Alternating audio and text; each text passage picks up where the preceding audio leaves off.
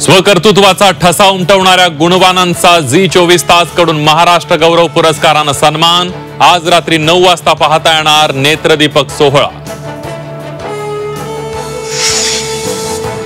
हगवणे बापलेकाचा निर्लज्जपणाचा कळस। वैष्णवीच्या मृत्यूनंतर 7 दिवस बापलेकाची मौज मजा, तर हगवणे बापलेकाने वापरलेल्या महागड्या गाड्यांचाही पोलिसांकडून शोध सुरू।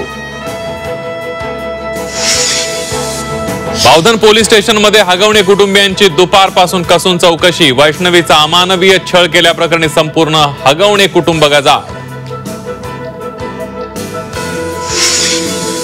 पिस्तूलबाज निलेश चव्हाणच्या घराची पोलिसांकडून झाडाझडती। विकृत निलेशचा लॅपटॉप जप्त, मात्र निलेश चव्हाणला पकडण्यात पोलिसांना अद्यापही यश नाही।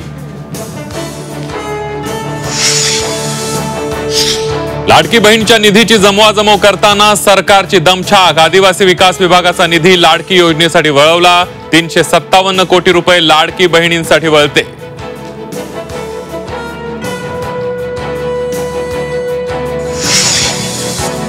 भुजबळांच्या आमदारकीच्या राजीनाम्यासाठी पक्षातून दबाव। झी24 तासच्या टू द पॉइंट मुलाखतीत भुजबळांचा सनसनाटी गौप्यस्फोट। भुजबळांचं राजकीय करिअर कुणाला संपवायचं होतं याची राजकीय वर्तुळात चर्चा। मंत्रिपदाबाबत छगन भुजबळांचा यू-टर्न। मुख्यमंत्र्यांमुळे मंत्रिमंडळात परत आल्याच्या दाव्यावरून 24 तासात घुमजाव। अजितदादांनी मंत्रिमंडळात समावेशाचं श्रेय दिलं। मंत्रिमंडळातून डावलल्यानंतर भाजपसह अनेक पक्षांमधून ऑफर होत्या। झी24 तासच्या विशेष मुलाखतीत राजकीय पर्यायांचा छगन भुजबळांकडून गौप्यस्फोट। ठाकरे बंधूंचं मनोमिलन होणार। उद्धव ठाकरेंची मनसे दिल से भूमिका। मनसे सोबत नातं जोडायला उद्धव ठाकरे तयार।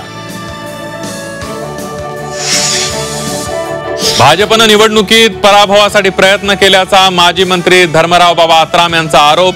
बावनकुळेंनी धर्मराव बाबांचे आरोप फेटाळले।